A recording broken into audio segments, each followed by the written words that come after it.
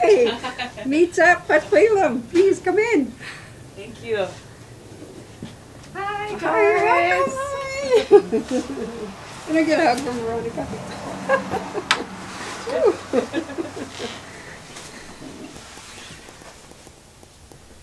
So yeah, those up there are Lori's, and then some of mine's down the hall. Some of Lori's is on the wall. Everything happens in here. When I get sewing, I can go, like last night I was sewing till 5 o'clock in the morning. So once you're in that zone, well, I do anyway, once you're in that zone, I'm sure I could see the look on your eyes, both of you guys, you know what I'm talking about. And you're so focused on whatever it is you're doing, it almost becomes like a meditative state where nothing else beyond what you're doing exists. No time, no hunger, no thirst, it just goes. So, yeah.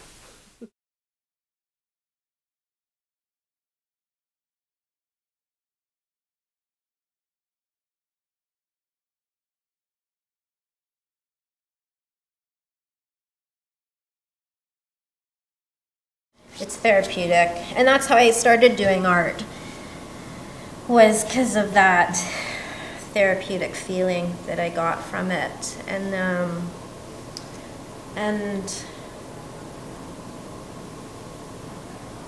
I just kept doing it, and I enjoyed it so much. And then I got hooked up with other artists, and I just realized there's like so much to be done and accomplished and can be said through art. And I realized people legitimately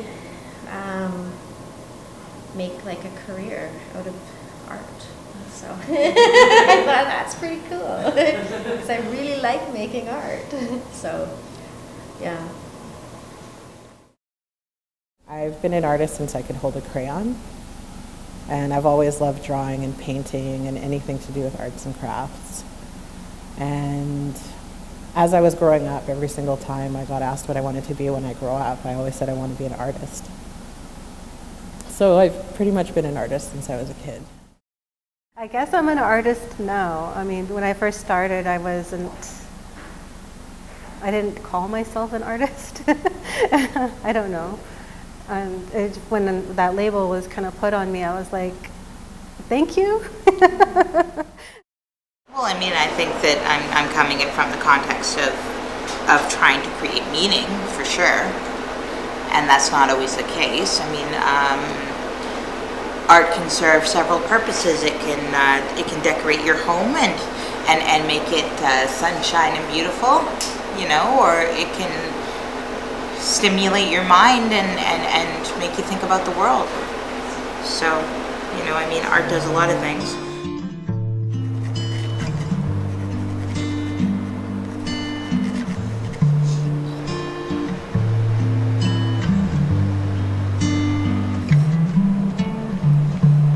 Give me a moment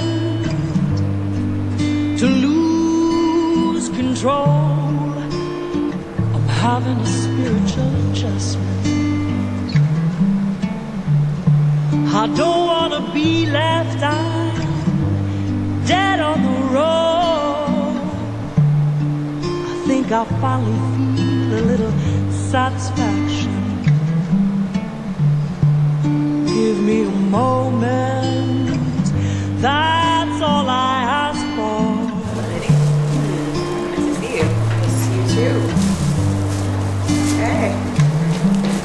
Just the four of us. Give me a moment to lose control. I have a sense of some enlightenment.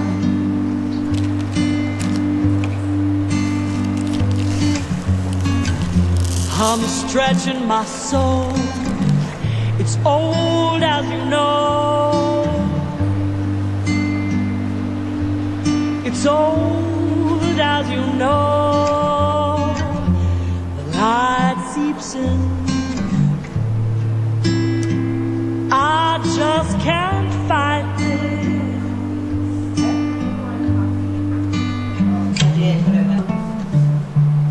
Give me a moment. That's all I ask for.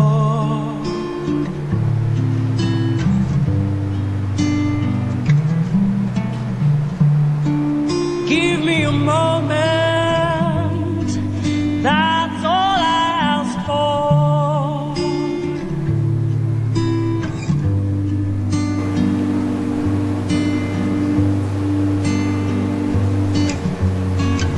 I'm stuck, slicky, sticky. Stuck to the sheet, stuck to my meat. It's tricky. It's tricky, the sticky. I'm brimming, I'm grinning, I'm constantly singing. The chimes and the singing, I'm grimacing, I'm dimming. I'm lost for the beginnings. I always seem to Difficult times in my life where it was very difficult to do the simplest of things, take care of myself in any way, shape, or form. Let alone think about being creative, expressing my art, doing my music, poetry, writing. Like that was a nature inside of myself, but the reality, that inner wanting to express myself, and the immediate physical aspect, they didn't even connect. I was so far away from ever making any of this come out because of the barriers. And I see that in community, the huge barriers that exist, between women finding a space where there's some kind of peace or awareness that whatever that negative experience or barrier is, like that's going to come to an end somehow. And and how long that could take before I can get in a place where I'm calm enough to go, I'm going to pick up a pencil and draw a picture because I'm an artist, right? To have success in one's life should be a blessing, but for me, it's hard to accept. I keep my walls very high, and being around so many women, it's different, it's new, it's something that I'm not used to. How much do I want to open up? How much do I want to give? How much do I want to dedicate myself to a successful level? It's something I'm still learning to accept these women. They're all lovely women, but it's my own personal barriers that I'm going through, and it's tricky for me in the fact that I also have, you know, a day job, lamentably, that, you know, Gets in the way. gets in the way of my doing what I actually want to do.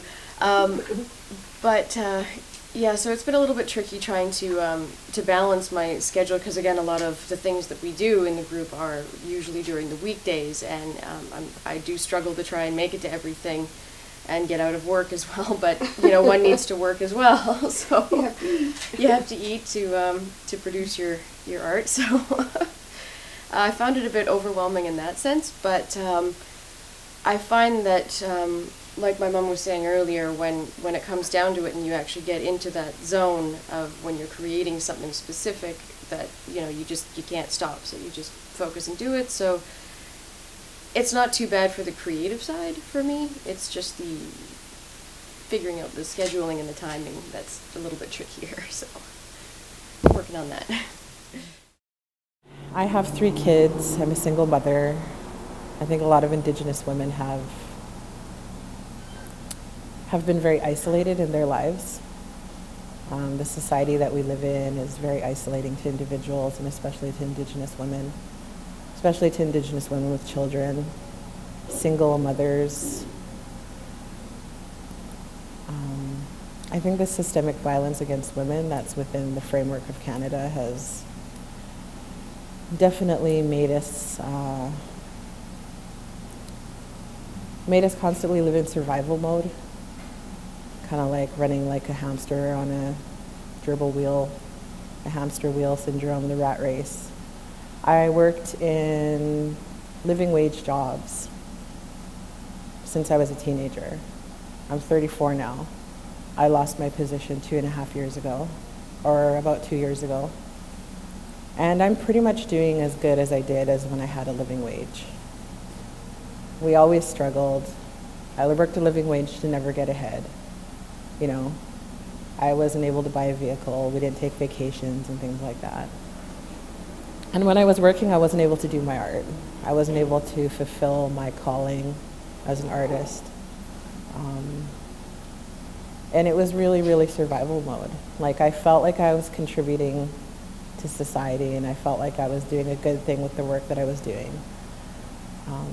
But it wasn't good for my spirit. Like, it was really spirit crushing doing that kind of work, and also being unsupported in doing that work. And I think a lot of Indigenous women are in the same space. Well, I mean, I think that when you have social instability, the women tend to take on the burden. So I would say that it's systemic racism that has affected Aboriginal people across the board. Especially, Aboriginal men are affected just as much as Aboriginal women, but in a different way. So Aboriginal men are less likely to get work, less likely to be financially stable. Actually, Aboriginal women make more per capita than Aboriginal men do. But the one area in which they can achieve is in the arts. And I think that's why they dominate the arts, is because an Aboriginal man can have a reputation in the arts, and it'll raise his social status. And so we are directly competing against men in that particular field. The First Nations and Native Americans, sometimes it's really difficult to get our voice to be heard and our artwork to be seen and to get it out there, and it's still in this day and age, and you think it'd be better sometimes. I think sometimes our voice is not heard, so that's why I think we need groups like this to get that out there and keep on trying and don't give up. So.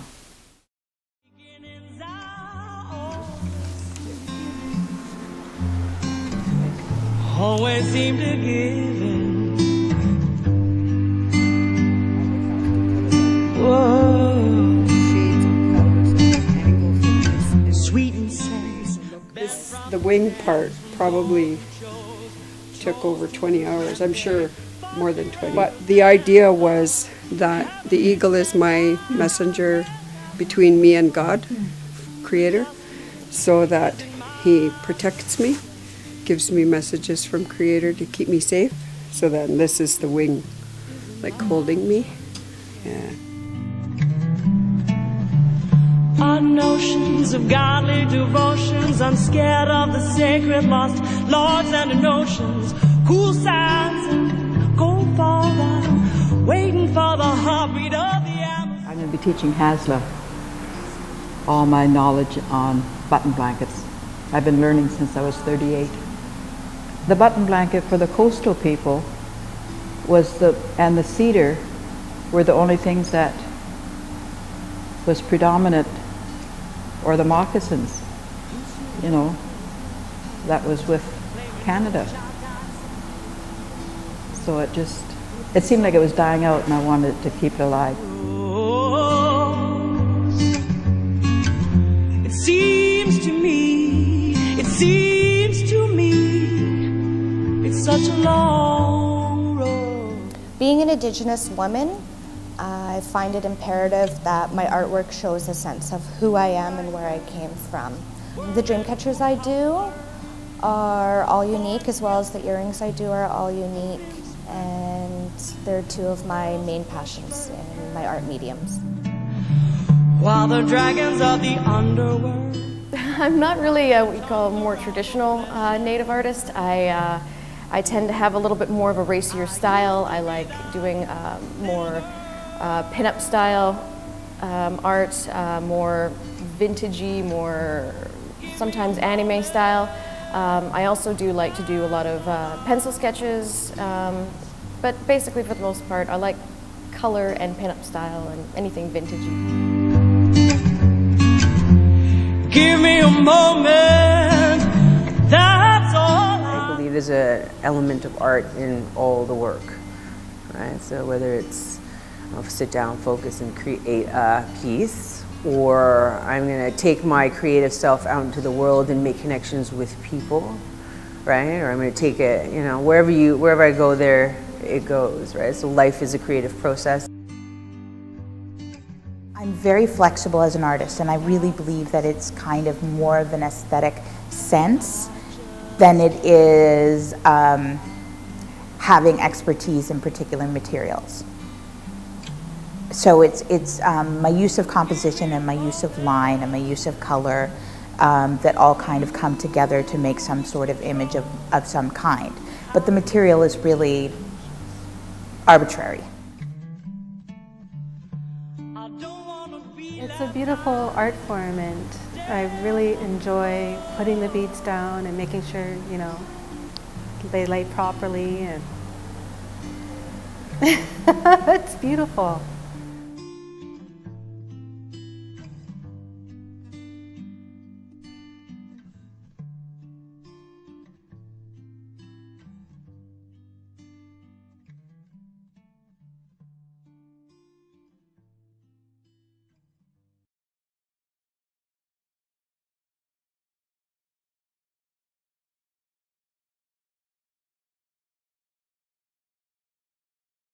We came together to apply for this grant.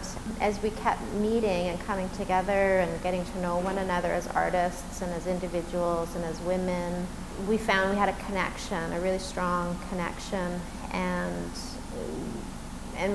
realized that there was way more opportunity for us as a collective to support one another in pursuing our dreams as artists. Well, there's power in numbers, right?